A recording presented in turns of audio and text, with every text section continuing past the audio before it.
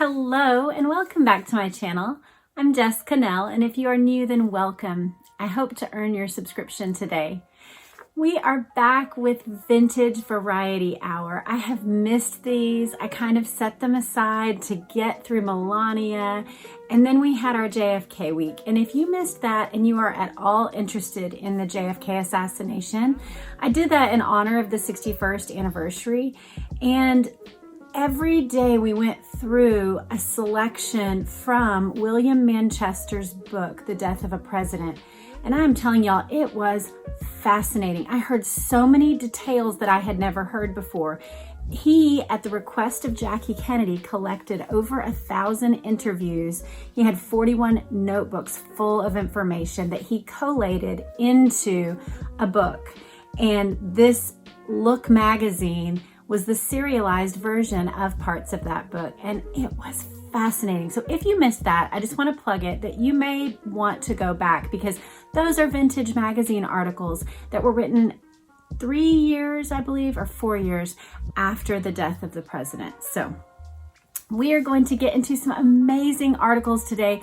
Almost all of them are royal themed, and I did that on purpose. I just thought it would be fun to kind of have a theme going throughout, although it is called Vintage Variety Hour, and there will be a little bit of other topics here and there, but the bulk of the articles are related to the royal family, the British royal family. So let's just get started. This magazine, y'all, I was so excited to find it. I'm actually going to do a whole video on one article in this magazine, but it's the Saturday Evening Post from October 10th, 1964. And the one that we are going to read is all about, it says, Revolt in Canada. Is the Queen safe? So let's just get into that. It says, an angry welcome for a queen. And it shows protesters sitting. The subtitle for that says, blocking traffic on Montreal's Dorchester Boulevard. Young separatists stage a sit-down to draw public attention to their demands for an independent Quebec. So I'll just read a little bit of this and we'll get into the mood. This is our oldest article that we're going to read today, and I just thought it was really fascinating to consider the ways that Canada, as part of the Commonwealth now, would have gone through some of these protests. This week, Elizabeth II plants her size 5 shoe upon North American soil for the first time since 1959, when she joined President Eisenhower in opening the St. Lawrence Seaway. On her annual tours overseas, the British sovereign usually risks nothing more serious than boredom, as she moves from the opening of a parliament to lawn parties to sheep shearing contests. As she prepared to leave for Canada, however, the prestigious London Times suggested that her life might be much safer if she canceled her visit. When she docks at the ancient city of Quebec next Saturday, the Queen will be protected by a $100,000 armored car, and she will be shielded by more than 3,000 police, including the red-jacketed Mounties, the regular provincial police, and a special anti-terrorist squad sent up from Montreal. What has happened to Canada since Elizabeth was last there? Especially what has happened in Quebec, where nearly a third of Canada's 19 million people live in an area twice as big as Texas. The name of the trouble is separatisme. Vast numbers of French Canadians, Quebec is more than 80% French-speaking, passionately believe that they can never exercise their birthright unless Quebec becomes a nation independent of the rest of Canada. Although only a minority of Quebecers support full independence, 13% in a 1963 poll, the vigorous separatist movement in Quebec attracts the young and the intellectual who realize that revolutions are usually fought by a minority that needs only passive consent from the masses. The movement also attracts crackpot elements that are taken quite seriously by the anti-terrorist squad charged with protecting the Queen from any French-speaking Lee Harvey Oswald who might be along the route. Wow. Yeah, I mean, this was less than a year after Dallas, so it makes sense that that would be right there in the vernacular. It gives more details about the group. It says, at a recent World Fair, 93 members managed to get themselves jailed briefly. Then the next page starts out with the headline, "One by one, the mailboxes started to explode."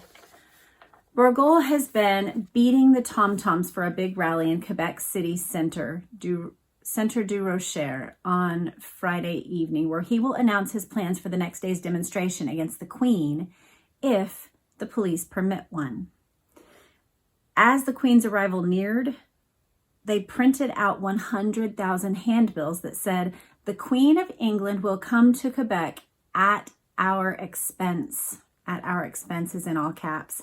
"We cannot accept a foreign sovereign who comes to celebrate the birth of the Canadian Confederation, in which the rights of the people of Quebec are no more respected today than they were 100 years ago." So it shows groups meeting in protest, and it shows a photo of explosive experts retrieving a bomb from a mailbox that they had to go one by one through various mailboxes during that show of violence. It says seconds later, the time bomb blew off his arm. To the terrorists, the victim of a similar bombing was just another Englishman.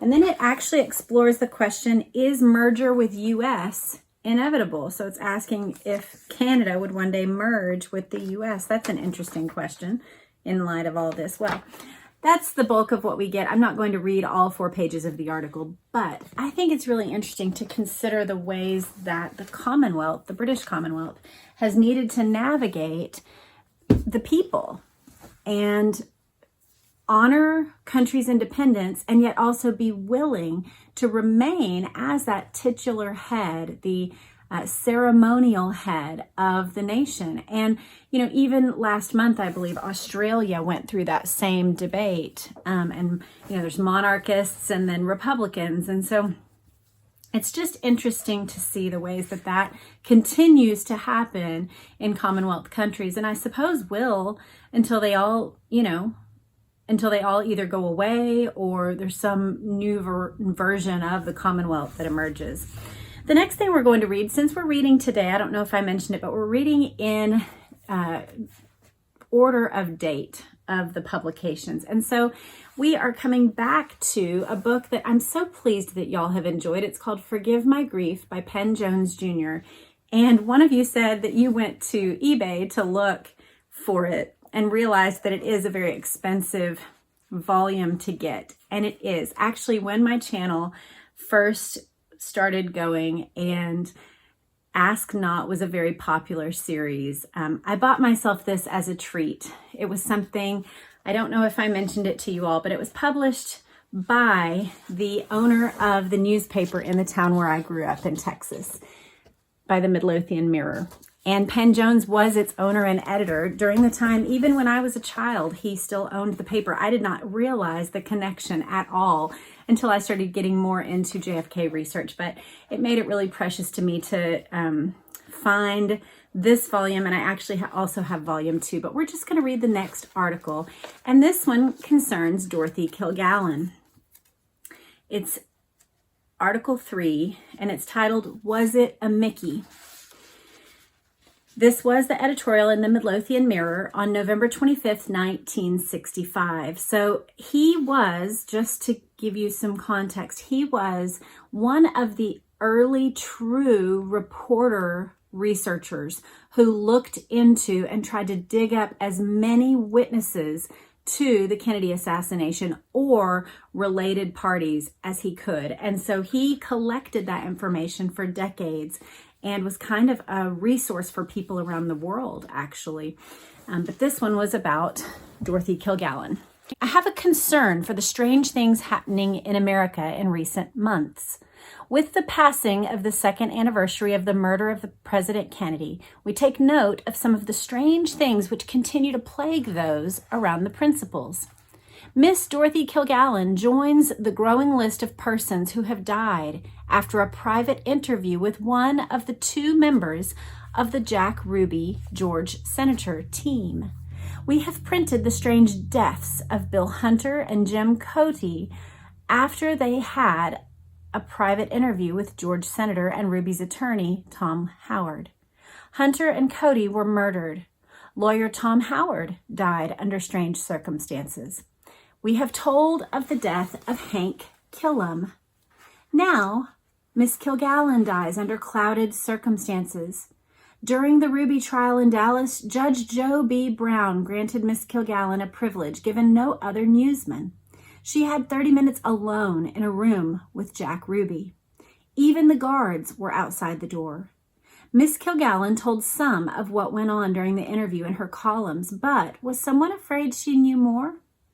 Is she another victim of possibly knowing the secret that still moves in the troubled mind of Jack Ruby? Time magazine, November 19th, 1965, quotes one person in New York as having said the lights were being turned out in memory of Miss Kilgallen. This power failure, too, is another strange event. This editor is not convinced that the reason for the failure is unknown. We believe the reason was known 30 minutes after the blackout. Engineers in this country have devised computers which can direct the angle of descent for a satellite traveling at 17,000 miles per hour, yet our engineers, after 2 weeks, cannot tell us where a copper wire failed. What is happening in our land?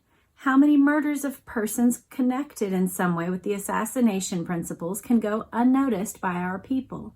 How many lies must we prove on the Warren Commission before a demand for a reopening becomes a commanding one? And then it gives a quote from the Code of the Old Texas Rangers. No feller in the wrong can stand up against a feller in the right if he just keeps a-comin'.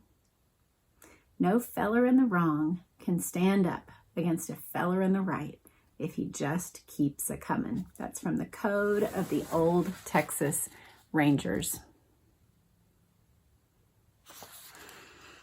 Well, every time I open Penn Jones, I always feel a sense of gratitude for his engaging spirit, that he cared, and just his desire to bring his concern for truth is still inspiring people today. It's really, he is a fascinating figure. Well, the next book that we are going to look at, I kind of peeked into it last time with you all. I believe it was last time, but I thought it would just be fun to go through it little by little by little, because it's an era that we only got for a short period of time before the cracks started showing. But this book captures a time when the British royal family seemed to have such hope for the future. And I think in some ways we're getting back there again. I think Kate recovering, Princess Catherine recovering from her cancer situation and starting to make more public appearances, and of course their beautiful family video that they released a couple months ago. I think that is making a lot of people feel hopeful about the state of the British family currently. But this book was produced in cooperation with their Royal Highnesses, the Prince and Princess of Wales. And so we're just going to continue on with the next page that we hadn't gotten to yet. So this shows the princess at her first RAF station. She was given an RAF station to be kind of, I guess, the patroness of, or the visitor of. And so this shows photos of her talking to various men there on base. It says she reviewed a guard of 100 personnel, a duty that she had not previously undertaken. And then she was taken on a tour of the base. So you see her there inspecting and getting a tour of the things there in the hangar. Then we see her in a very familiar setting. She was so good at really connecting face to face with people. It says, it continues, she has become increasingly concerned about young people hooked on drugs. I felt that being 24, and a lot of the people who are on drugs are possibly around that age, I felt I could start off by showing some interest and not just going to an engagement and then walking away. She is especially impressed with the work of hospices for the terminally ill. And she admires Dr. Bernardo's homes, particularly with mentally handicapped children. You see, I've got very healthy, strong boys, and it's not always the case with the families I'm meeting through Dr. Bernardo's. I realize how incredibly lucky I am, and I don't know how I could cope if I had a child who was handicapped or mentally handicapped in some way. So it shows her here with the elderly and with children. Here it has a close-up of her with more people. To them both, their own young sons are an unending source of delight and pleasure. Prince William roams the house at Kensington Palace with a word for every visitor. It may be just as well for his future that he is not and has never been put off by television cameras. I'll hold this up while I try to read. It's got a lovely photo of King Charles, then Prince Charles, with the two boys. It says, Prince Harry is, in his own determined way, highly mobile about the place, too. Was the princess a little sad when Prince William went off to nursery school? Well, I was, because it's opening another chapter in my life, and certainly William's. But he's ready for it. He's a very independent child. He's surrounded by a tremendous amount of grown-ups, so his conversation's very forthright. So what did he really think of his first day at school? He was just so excited by it all, and there was a tremendous spurt of conversation. If you could understand that, you could understand anything. He was trying to get it all out. But he just adores other children, and he's very much an organizer, which probably might be helpful in future years. He really loved it. In fact, Prince William is so clued up about most things that starting at school was apparently a show he not only starred in, he ran it himself. Oh yes, he was so organized that day, and he chose his shorts and his shirt, and it's best to let him do that if you want him to smile at the cameras. Will he be organizing his own press releases quite soon? He might. He's got a mother that might be a bit worried about that. Well, of course, now he is. We will look at these next few photos and then stop there. So this shows them heading off to school. Such a classic 80s outfit, those cute little sweaters and bright shorts. And then there he is being received at school. Prince William. Looking a bit like Prince George, I feel. What do you guys think? Especially in this one, it looks to me like Prince George when he was younger. But there he is in his little classroom. So we'll continue with that book as we go along, and I just think it'll provide a nice little peek at something pleasant and also vintage and lovely. Okay, the next thing is just something I want to propose to you all, and I would love your feedback. So first off, I need to say I realize I haven't explained my surroundings. So in between my school year and the Thanksgiving holiday, I just have tucked myself away at a friend's lake house, and I was going to film in a much prettier place, but this room is the one that doesn't have an echo. All the house has laminate flooring, and it just has this very bright, echoey sound. So this was the best I could do. I hope it's okay that I have a hook and bunk bed in my background, but this is what we get. The thing I wanted to ask you guys' opinion about is I have these articles that people send me, and they are fascinating. Almost all of them, I believe, are Kennedy related, but they are, bona fide articles usually about the Kennedy assassination. I have one about Chappaquiddick, but they are not vintage articles in the sense of I don't have the actual magazine that they are from, but I think they're worth going through. So should I make those their own episodes? That's what I'd like your input about. Or would it be okay with you if I read from articles that don't have the beautiful glossy magazine? What do you think? Let me know in the comments, please. Okay, the next one we're going to look at is actually a very short, blippy one.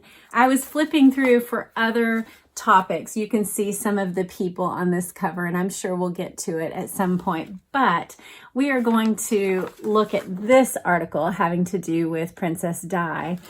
This is from 1996, January 8th, 1996. But when I was flipping through, I came across this review of Sense and Sensibility, and it just seems to fit. So I wanted to read you the real-time People magazine 1996 review of the Emma Thompson and Kate Winslet beautiful maybe best ever rendition of a Jane Austen movie, Sense and Sensibility. So here we go. It also has Hugh Grant and Alan Rickman in it, who also both did fabulous. Jane Austen once compared her very particular genius for comedy to Scrimshaw. Her novels, she wrote, are the little bit, 2 inches wide, of ivory on which I work with so fine a brush. But as Clueless, Persuasion, and now Sense and Sensibility happily demonstrate, you can blow up her stories as big as a movie screen, and they still enthrall. Sense, published in 1811, is the tale of 2 yin and yangy sisters. Passionate Marianne Dashwood, Winslet, sings and plays the pianoforte with deep feeling. The ever-prudent Eleanor, Thompson, doesn't care to sing at all. Both have reached marrying age, and though the Dashwoods possess neither dowry nor barouche, suitors keep dropping in. Grant, haltingly charming and splendidly rich, is drawn to Eleanor, and Rickman, romantically wounded and comfortably well off, to Winslet. Coming so soon after Persuasion, a movie so delicately autumnal that an audience of trees would weep leaves in sympathy, Sense takes some getting used to. Written by Thompson and directed by Ang Lee, much of it has a bland, picture postcard cheeriness, and some of the supporting characters are discordantly boisterous, like tubas suddenly going womp womp during a string quartet. But the main players are perfect, delightfully silly one moment, heartbreaking the next. It's hard to say whether it's more satisfying to watch Thompson slowly uncorseting her emotions or Winslet learning to rein them in. Well, that's a relatively bland review, I think, for what really is the best adaptation to me. I love that version of Sense and Sensibility. Okay, now we are going to read the one about the royals. It is called Winds of War. So a little play on the word Windsor there. Royal Winds of War. As an exasperated queen pushes divorce, Diana girds for battle. And we get to see her, in a trench coat and looking like she's ready to go to the lawyer, but in her tennis shoes. Kind of a funny photo there. A small skyrider circled above Sandringham on Christmas morning and drew 2 giant happy faces in the air. But on the ground, the mood at Queen Elizabeth's country estate was anything but merry. "It's a Sandringham event," quipped the tabloid Daily Mirror, describing the parade of 19 Windsors, most of them glum-faced as they braved chilly winds and freezing temperatures to attend church services. "You wouldn't have wanted to be in there," one spectator reported. "It wasn't the happiest of events, and it wasn't the same without Diana." Princess Diana was back in London, dealing with Yuletide blues of her own, wisely figuring that her in-laws would still be smarting from her revealing November 20th interview with the BBC, in which she had confessed to infidelity and discounted her husband's fitness to be king. She declined the Queen's invitation to Sandringham. Y'all, it is crazy to think about the level of drama that was going on at this point. If you consider the ways that the Queen had kind of put up with all of their shenanigans and had such a long fuse, and then the various interviews that were released, and then this one, I remember now what it's talking about, the interview with the BBC where she said that King Charles, I believe, she said Prince Charles was not fit to be king, and that I believe that's the time when she said that she thought the British people would skip over him and go to Prince William. That might have been in print. I don't know. You royal experts can correct me if I'm wrong about that particular detail. Instead, she spent Christmas without sons Wills, 13, and Harry, 11, home alone at Kensington Palace, according to reports, nibbling pasta and watching the soap EastEnders on TV. I think that's so sad, y'all. I'm sure she felt very, well, I don't know. That sounds like a depressive person to me, honestly. I could see how that could feel really freeing to not have to go and put on all the airs at the royal households and not pretend. but also to be apart from your family on Christmas and be at home nibbling pasta and watching a soap opera. That just sounds like carbs and zoning out to a video. Sounds very depressive and sad to me. The next day, she sought solace at the home of her therapist, Susie Orbach. As Di's confidant, columnist Richard Kay put it in the Daily Mail, it is a massive wrench for her not to be with the boys, but as Christmas got closer and closer, she was dreading being with the Windsors more and more. She felt it would be intolerable. A surprise Christmas gift from the Queen didn't help. On December 17th, the Queen messengered letters to both Charles and Diana expressing her anger and frustration over the public airing of their dirty laundry and advising that the couple that, quote, an early divorce is desirable. So that was, even still, that's not hasty on the part of the Queen. She waited 27 days to respond to Princess Diana's interview that trashed Charles. 3 days later, Di had just returned from taking the boys to see the James Bond film GoldenEye and was settling on the couch to watch the 10 o'clock news when she learned that the letter had been leaked to the media, apparently with the Queen's approval. If they had wanted it to be private, she could have summoned them and had a private meeting, says noted Royals author Brian Hoey. Oh, I was doing the Diana voice. Sorry, I don't have a very good Diana voice anyway. There are other people who do them quite better, but I do try to read with accents when I can. This is the Royals author Brian Hoey. He says, what the Queen is saying in writing these letters is, you tread carefully, my girl, because I have awesome powers which I can use. Not the least of which is her constitutional right to supervise the upbringing of potential heirs to the throne.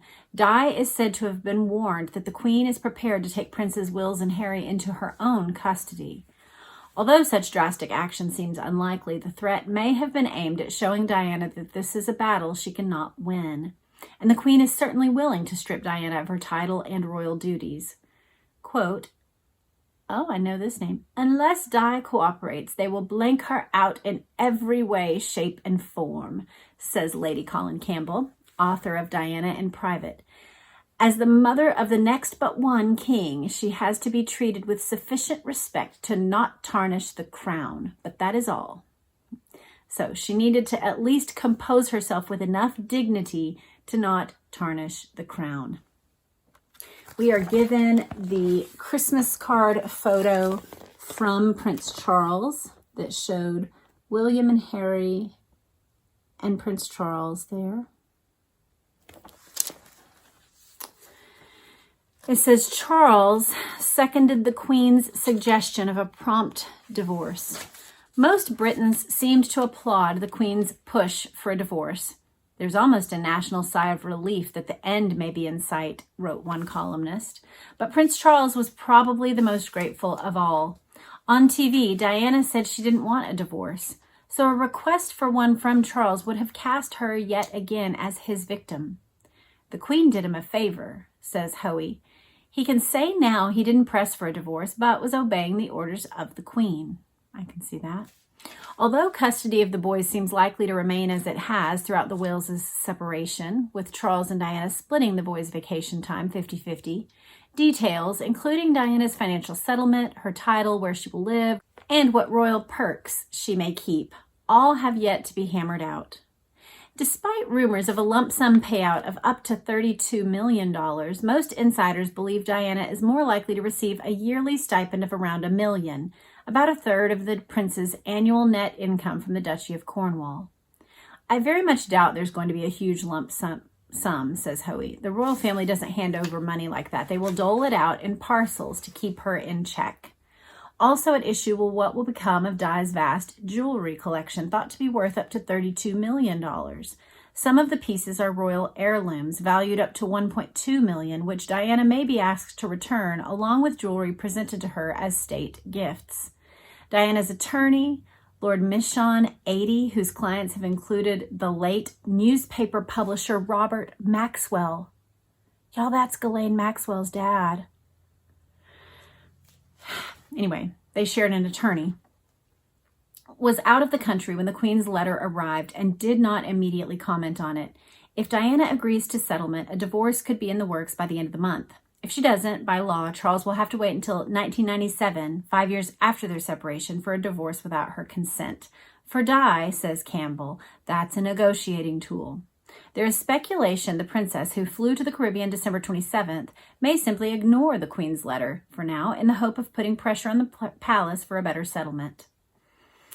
As one weary courtier told the Observer on December 24th, in olden days we could have had her beheaded. It would save so many problems. Woo! Wow, that's fiery. Goodness, you guys. What do you think of that? Queen to die, hit the road. That is essentially what she communicated, didn't she? We have a few more things we're going to get to. We have this book that we have enjoyed many times over, so I'm going to share it with you guys. It's Life Magazine's Decades of the 20th Century, and we have gone through the 1900s, the 1910s, and the 1920s, and today we get the 1930s. 1930 to 1939. Shockwaves from Wall Street threw bankers and factory hands out of work, farmers off their land, and families into breadlines. For this desperate decade, the theme song was, "Brother, Can You Spare a Dime?" The height of modern elegance. Look at that. Ooh. These skyscrapers being built was really fantastic. It says, it began with a bet. Two giants of the automobile industry, John Jacob Rascov of General Motors and Walter Chrysler, dared each other to dominate New York City's skyline with the bigger building. Chrysler's was finished first in 1930 and for a few months was the tallest building on Earth. It was also among the most elegant examples of Art Deco, which, with its clean lines and geometric representation of nature, epitomized modernism. In 1931, Chrysler was bested by Raskov's 1,250-foot, 102-floor Empire State Building, a milestone in vertical engineering and the pinnacle of the Deco style. Although architect William Lamb had been instructed only to make a building that resembled a pencil, the Empire State embodied the machine age, even as it recalled Aztec pyramids. All 10 million bricks were stacked up in just over a year. Until 1970, it remained the world's tallest structure, weathering a plane crash and the cinematic ravages of a giant ape. Then the World Trade Center's Twin Towers opened at 1,368 feet. In 1973, all were topped by Chicago's Sears Tower, still the biggest in America at 1,454 feet. Fleeing the Führer. We have a photo of Kristallnacht. It says, on Kristallnacht, Nazis destroyed 7,500 shops and 177 synagogues nationwide and killed 91 Jews. There's that photo. Blaming the victims for the damage, authorities sent 30,000 people to concentration camps. Albert Einstein, at right with Prime Minister Winston Churchill, fled Germany in 1933, first to England, then to Princeton, New Jersey. Fleeing the Führer. It began in 1933, within weeks of Adolf Hitler's ascension to power. First came boycotts and vandalism of Jewish businesses. In 1935, the Nuremberg Laws stripped Jews of their citizenship, the right to marry Gentiles, even the right to frequent public parks. After the 1938 pogrom known as Kristallnacht, Night of Broken Glass, the concentration camps began to fill with non-Aryans, and the killing began in earnest. Then, in 1939, Hitler invaded Poland, sparking World War II and exporting genocide beyond his own borders. Among the 104,000 Jewish refugees who were permitted to enter the U.S. between 1933 and 1941 were some of the brightest cultural and intellectual lights of the century. Composers Kurt Weill and Arnold Schoenberg enriched American music. Maybe it's Kurt Weill. I'm not sure how that one's pronounced. Hollywood snagged directors Billy Wilder, Fritz Lang, Otto Preminger, and Ernst Lubitsch. The social sciences got Hannah Arendt and Bruno Bettelheim. But it was in physics that the Hall was the richest. Albert Einstein, Leo Szilard, Edward Teller. Without such geniuses, there would have been no U.S. atomic bomb. In one of history's great ironies, Hitler's hatred furnished his enemies with the key to ultimate victory. America tunes in. We have the explosion of the Hindenburg. It says the hydrogen-filled Hindenburg left exploded over Lakehurst, New Jersey, killing 36. Wells was only 23 when his War of the Worlds panicked thousands. There he is. It says, except for their setting, New Jersey, the War of the Worlds and the Hindenburg disaster had little in common. But the fictional Martian invasion of October 1938 and the actual dirigible explosion of May 1937 were seared into America's consciousness by the same medium, one that shaped the years before World War II as surely as TV did the years after. Radio's grip on the popular imagination matched that of the movies. When Amos and Andy came on, many theaters shut off their projectors and piped in the 15-minute show. Across the country, families gathered to laugh at Fred Allen or ventriloquist Edgar Bergen and his dummy, Charlie McCarthy. Radio linked the living room to the real world, too. Millions experienced the Hindenburg tragedy through Herbert Morrison's commentary, which climaxed with an anguished, "Oh, the humanity." Radio's surpassing power was to create pictures in people's minds. When Orson Welles presented The War of the Worlds, many saw the slimy invaders and took his simulated news bulletins for the real thing. Highways were clogged with refugees. Police stations were swamped with calls. Analyzing the panic, one social scientist surmised all the intelligent people were listening to Charlie McCarthy. Interesting. Wow. We have Life Little Girls. It says, before the era of fertility drugs and septuplets, 5 baby girls were able to stun modern science simply by surviving. In 5 centuries of recorded medicine, the Dion sisters, born May 28, 1934, were the only quintuplets to live longer than an hour. By age 3, wrote Time magazine, they had moved from biological sideshow freaks into a more normal human status. That is, if you call it normal to be put on public display by one's parents. Oliva and Elzire Dion, farmers in Ontario, let 500,000 visitors a year gawk at their girls, and by doing so, they built them a trust fund of nearly $1 million. I think I've seen maybe a short history channel documentary or something about them, but I had forgotten about them.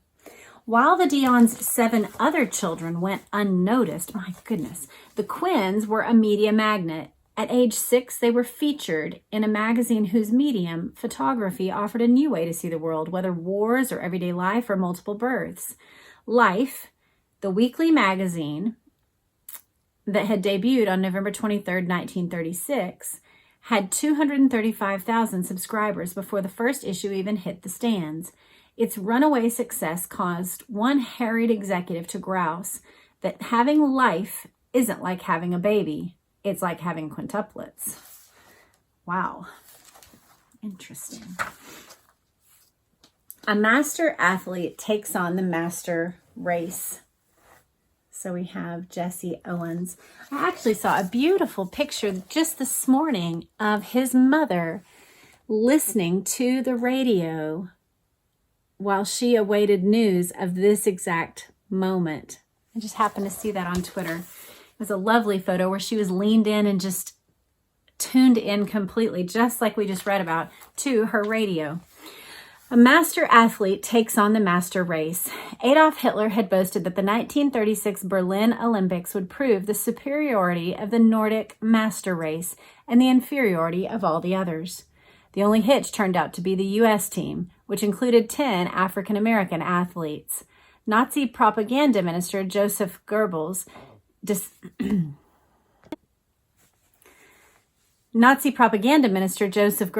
dismissed them as black auxiliaries, but they won 13 medals, 8 of them gold. And the winningest competitor of all was an Alabama sharecropper's son named Jesse Owens. Owens made his debut at the Games by tying an Olympic record in the 100-meter dash. He set a new one in the 200. In the long jump, he established another record. When German champion Luz Long matched it, Owens came back and leaped even farther, twice. The Ohio State student earned his 4th piece of gold as part of America's record-breaking 400-meter relay squad and finished with one of the highest medal totals in Olympic track and field history. Wow. It says he got a hero's welcome when he returned home, but he still couldn't ride at the front of the bus in several states. And then it says Hitler here, opposite. Oh, yes, that is Hitler. There's Hitler. It says greeted fans at Berlin's Olympic Stadium. So there you have Hitler and Jesse Owens, where really Hitler met his match. It says, to Owens' relief, he never had to shake Hitler's hand. Although U.S. newspapers accused Hitler of snubbing Owens, the Fuhrer had, in fact, stopped greeting any winners early on. But Hitler had to watch as Long, a classic Aryan blonde, strolled the field with his arm draped across Owens' shoulders. The irate dictator didn't stay to see the victor crowned with laurels. That's a grand feeling standing up there, Owens later told reporters. Ideology aside, many Germans felt grand watching him. He received a thunderous ovation. Well, good. They should. I think the human spirit, even in moments like this where they were being cultivated toward a particular view, even amidst that horrid belief, the human inside responds to beauty. We respond to things that are done well, to excellence, to merit. And all of us recognize when we are in the presence of something truly extraordinary. And so that right there of the Germans giving him a standing ovation shows me that even amidst the propaganda that they were under, even amidst the mal-education that they were receiving, that their spirits were still capable of recognizing and rewarding and celebrating with applause true excellence. And I think that's interesting. Well, here's another interesting photo. My goodness. And we're going to get Royal, which I didn't know was in this book. But the first one is this, which this movie now has a different connotation to me than it did. But I watched this every single year with my grandmother. And she loved Scarlett O'Hara. And so there is Scarlett and Rhett doing their dance at the cotillion when she was in her morning dress, and he bid really high to dance with her to raise money for the brave boys. And her party said, oh no, she won't dance. She's still in mourning. And she said, oh yes, I will. And she got out there and gave scandal to everyone by dancing with him at the cotillion. It says a plantation and an abdication. So then that gives hint at the other photo on this page, which is Edward and Wallace. Oh, I love that this is actually here in our royal focus because it's so appropriate. Gone with the Wind producer David O. Selznick, far left, shocked fans of the book by casting a British actress, Vivian Leigh, as Scarlett. Edward, above with Simpson at their 1937 wedding, encountered more serious resistance when he tried to cast a divorced American as his queen. Well, that's an interesting contrast, isn't it? Casting a Brit and casting an American. The stock market crash of 1929 pushed joblessness as high as 25% in the 1930s. But even on painfully pinched budgets, more and more people, 90 million people per week in 1930, went to the movies. An average week in 1990, only 22 million. Yeah, so the numbers are crazy. I think the numbers right now probably match that 1990 number. 90 million per week to go see a movie is so many. Grim reality vanished when Fred and Ginger twirled or Shirley Temple sparkled. The decade closed with a Civil War epic based on the best-selling 1936 novel, Gone with the Wind. In it, heroine Scarlett O'Hara marries 3 times, but never for love. As Margaret Mitchell's book climbed the charts, a real-life romance grabbed the headlines. Britain's new king, Edward VIII, had crowned head over heels. Well, that's kind of not true. He hadn't been crowned yet. He hadn't been coronated. For married American Wallace Simpson. After the Baltimore socialite filed for divorce, her new beau revealed their plans to wed, but he did not have the support of Parliament, the Church of England, or even his own family. On December 11th, 1936, Edward abdicated, finding it impossible to discharge my duties as king as I would wish to do without the help and support of the woman I love. Sometimes reality beats fantasy. Yes, indeed. Well, there is that. Lovely Vivian Lee and Clark Gable. Oh, something interesting too. Look at this photo over here. That is David O. Selznick. Look at him. I just noticed this. Look at his face of delight. That's fascinating to me, his joy in movie making. You know, you think about, I don't know if you think about, I think about Hollywood as being rather money grubby, but to see his look of delight while he's making movies shows his skill that he was bringing to the table. All right, Charles Woodruff, farmer. It was the era of a dust bowl when drought and soil mismanagement turned 150,000 square miles of America's breadbasket into a wasteland, and refugees fled west in rusty flivvers. But Woodruff, profiled in Life in 1937, farmed in Iowa, where the fields were, in the magazine's words, as fat and fertile as the firm-kerneled corn and great-bellied hogs they nourished. He was lucky in other ways, too. Although the phrase tenant farmers conjured images of sharecroppers' shacks, he rented his 271 acres from an uncommonly generous landowner. So he was featured in Life magazine. So now we're getting some, because Life magazine, we were told, began in the 1930s. And so now we're getting some of their top featured stories as part of what they're sharing with us. We get a look at advertisements of tobacco. It says, to Native Americans, tobacco was a sacrament. When European explorers brought it home, enthusiasts touted it as a cure-all. Nicotine was named in honor of Jean Nicot, who turned tobacco extract to treat the ailing stomach of France's Catherine de Medicis. But for U.S. farmers, tobacco has long been something else, a major source of cash.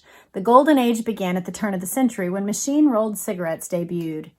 Annual consumption rose from 54 cigarettes per person in 1900 to 4,354 in 1963. Good grief. So from 54 cigarettes per person in a year, I mean, you know, that's a once a week treat or something, to 4,354 per person. That's staggering. That's nonstop smoking. The next year, the Surgeon General linked smoking to cancer and the industry entered a decline. Wow.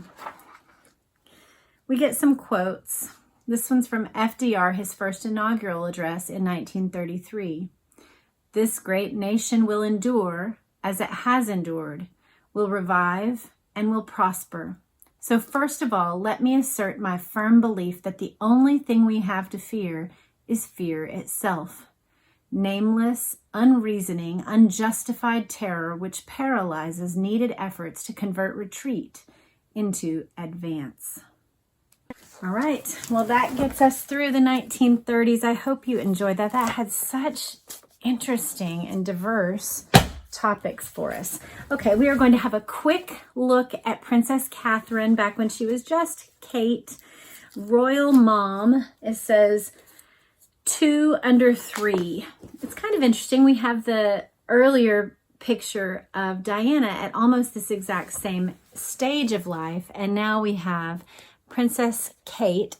At this point, she was just called Kate, I guess. Princess Catherine.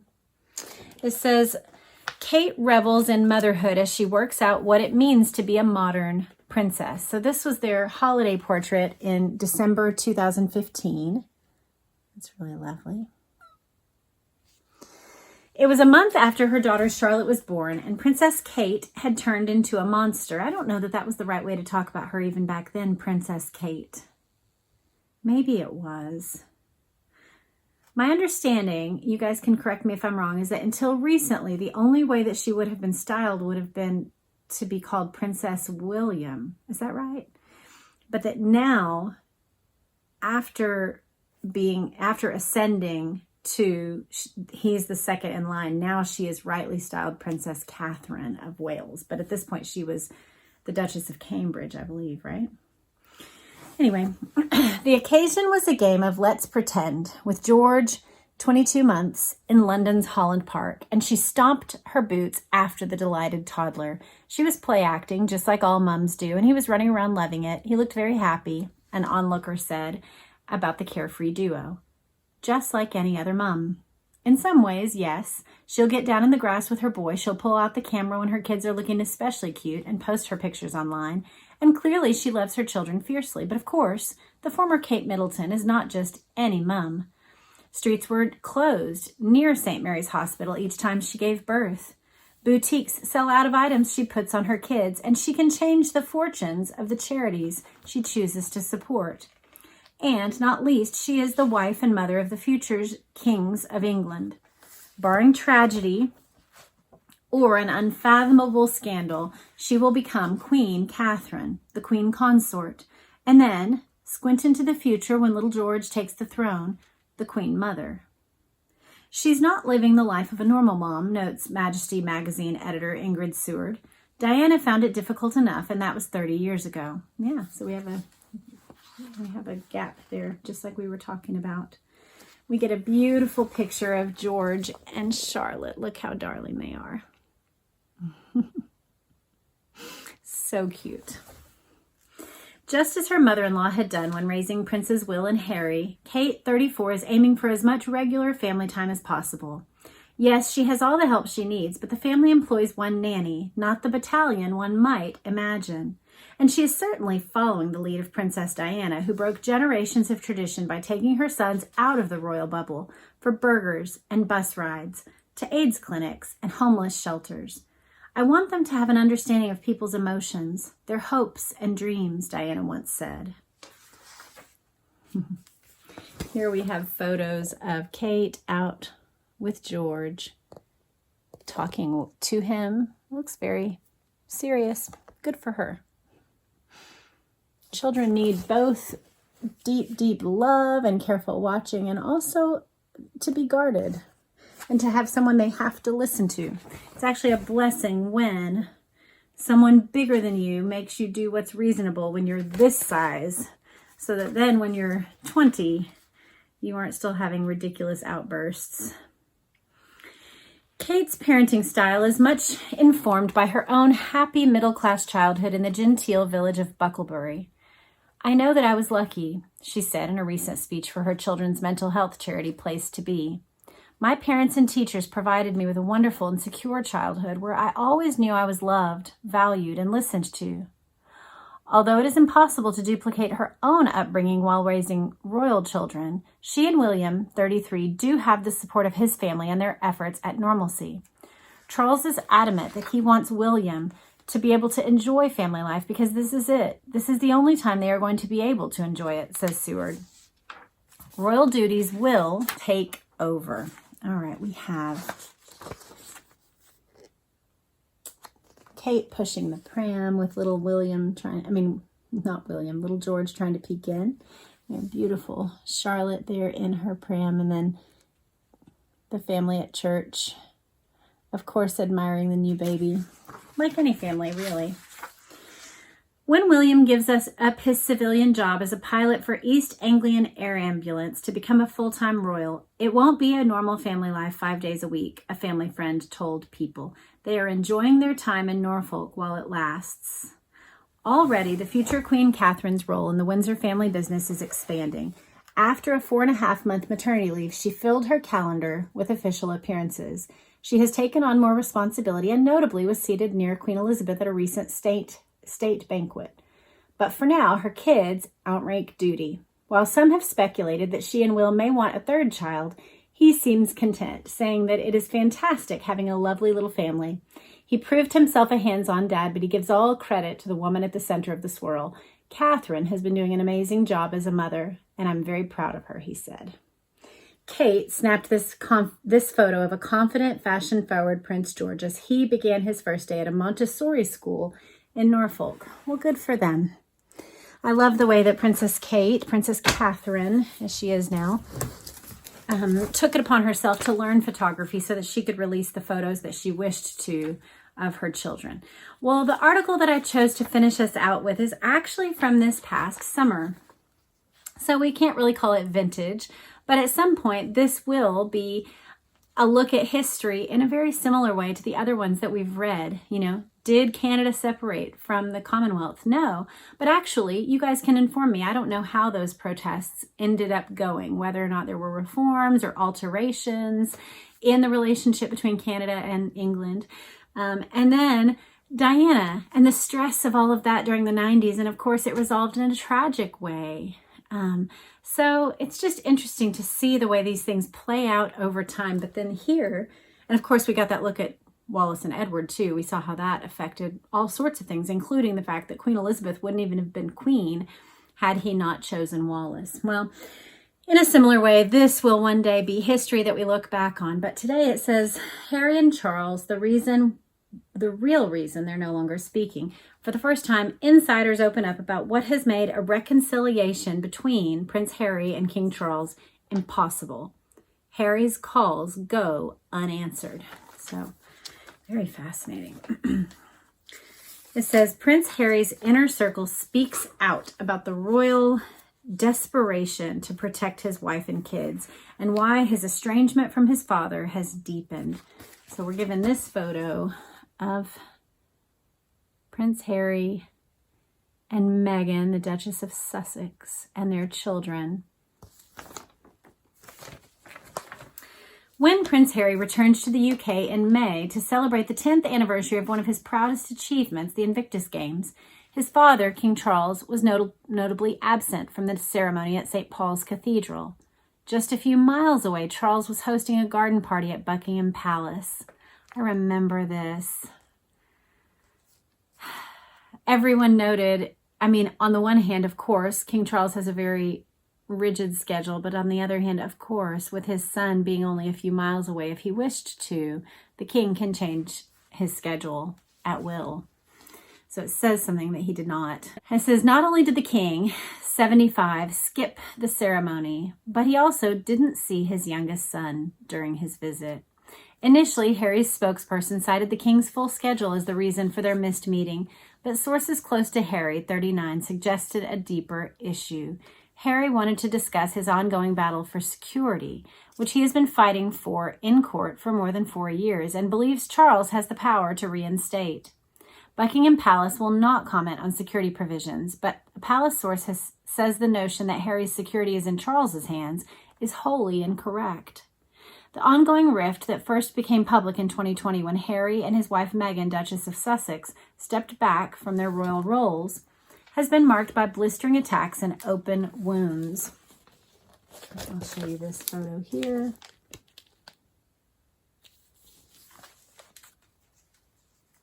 We are given, I guess we'll do this first, a look at their troubled times. So it starts, of course, with that sitting down with Oprah Winfrey interview in March 2021. then united for Queen Elizabeth, September 2022. So a year and a half passed between these two events. And of course, the women were notably on the outside, as far away from one another as could be. And even the brothers did not look close as they went through the walkabout that day.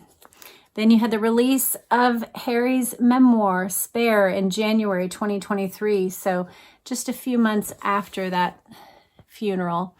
And then arriving solo at his father's coronation. That's right, seated behind many and just awkwardly coming in by himself. That was so awkward. And then the car chase in New York City, which was quite storied by Harry and Meghan in their documentary. And then Frogmore Cottage remaining empty, which of course is a source of irritation because Harry and Meghan sort of claim that it's theirs, and it was theirs when they lived in England, but now King Charles reportedly wants it to be used for Andrew, who isn't leaving Royal Lodge. Anyway, that's Frogmore. Well, for Harry, no single issue is a greater sticking point than that of security. Multiple well-placed insiders in his circle tell People. Despite a positive meeting between father and Charles in February, father and son in February, following Charles's cancer diagnosis, their communication has since deteriorated. Now, that meeting in February, I mean, we're told that it was a maximum of 45 minutes of their meeting. Harry hurried over as soon as he was given the diagnosis. Charles waited around. He was leaving out to go, I believe, up to Sandringham or maybe out to his estate. And so he kind of halted, but Camilla went ahead and waited on him in a different place. And Charles and Harry had 45 minutes alone. I think it was a max of 45 minutes. Some people estimated it might have been as few as 15 or 20. And Harry gave a comment on his way out of town to say he would be being seen a lot more in England in coming months. And of course he wasn't. And so, interesting. It says, those close to Harry say the king no longer takes his son's calls or responds to his letters. He gets unavailable right now, says a friend of Harry's. That's really sad.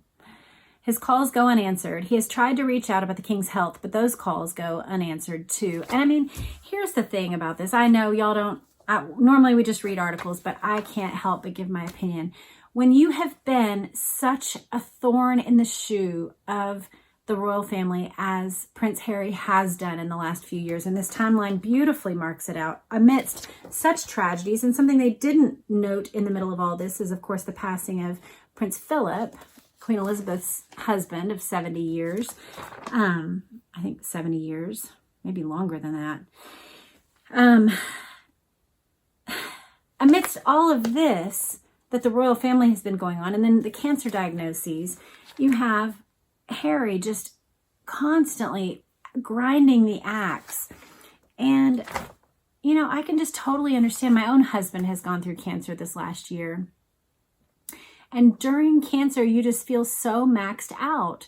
I don't know the king's treatments. We haven't been given those, but whether it's chemotherapy or experimental drug treatments or other treatments that may be had through diet or pharmaceutical or other, no matter what, your body undergoes such intense usedness, just absolutely used up to fight the disease. And thankfully, my own husband went through chemotherapy, had surgery, went through chemotherapy, and his has, for now, completely abated, and we'll see if that remains the case. But it takes your whole focus. It is an all-encompassing fight.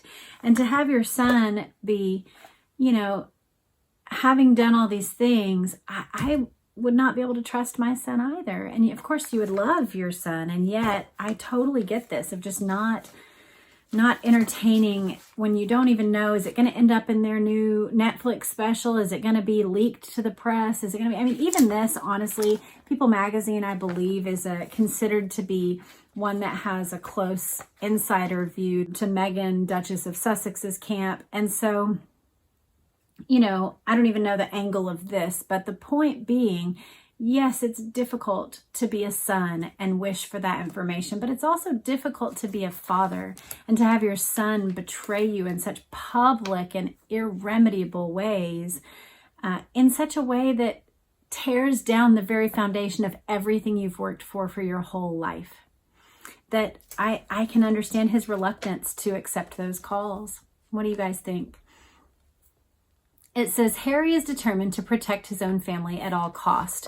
Well, now the fight is boiling over. In the ITV documentary, which aired July 25th, Harry voiced his fears that a negative press could provoke a violent attack on Meghan, 42, saying, all it takes is one lone actor. He cited these genuine concerns as his reason for not bringing Meghan and their kids, Prince Archie, 5, and Princess Lilibet, 3, back to the UK.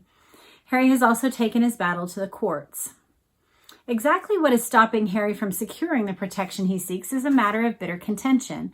Constitutionally, the monarch has no governmental power in the UK, and the power to bestow police protection lies with the Executive Committee for the Protection of Royal and Public Figures, called RAVEC, which operates on behalf of the UK government. But Harry, who's offered to personally cover the cost of police protection, was also rejected in court. Feels that as king, Charles could intervene to ensure such protection is extended. This issue has created an impenetrable wall between Harry and Charles. Well, no, I don't think that is the impenetrable wall, because it was penetratable for a little bit. The real thing that makes the wall impenetrable or impenetrable is that they don't know whether or not he'll talk. Because even if you have somebody you disagree with, but you know you can trust their goodwill, you can say a lot of things behind closed doors. But when you don't know what's going to be leaked, that changes what you're willing to even discuss. Sources close to the couple, who have set up a new life in Montecito, California, say the palace is mindful of what happened when Princess Diana left royal life and instantly eclipsed the institution. Charles' fear is a repeat of the past. Well, that's understandable. When his wife divorced the institution, now I want to point out that this source that's still talking is close to the couple, Harry and Meghan, not close to Charles. So speaking for Charles is a bit forward. When his wife divorced the institution, she took the headlines, overshadowed his work, and became a global superstar. Seeing his son leave with his wife was not part of the plan. Well, sure. Yeah, none of them wanted that. And, you know, the funny thing is that Meghan was embraced and taken into the family in a way that almost nobody had been before. She was brought into their actual physical home before the wedding. Charles walked her down the aisle. They made all sorts of appeals to her family. They made accommodations. They were very, very gracious. And so, yeah, they did not foresee her leaving. They did not want for his son and wife to leave. We're told more about safety. I'm not going to prattle on and on about that. Faced with the covering their own security expenses and with other financial support from Charles cut off, Harry and Meghan quickly struck deals to generate income when they came to the U.S. in 2020. Okay, there's Harry with Diana. Lasting trauma. Harry has long spoken about the profound impact of losing his mother, Princess Diana, when he was 12, and his fears of something similar happening to his wife, Meghan. It's incredibly triggering to potentially lose another woman in my life, he said in a docuseries in May 2021. I knew that I had to do everything I could to protect my family, especially what had happened to my mom, especially after what had happened to my mom. We're given a picture of the slimmed down monarchy that King Charles has promised. Right now, the monarchy is quite slimmed down. It's these, plus Sophie and Edward, I believe, are the only other considered to be main royals. And then we have Harry and Meghan finding their own way. This is them at the ESPY Awards.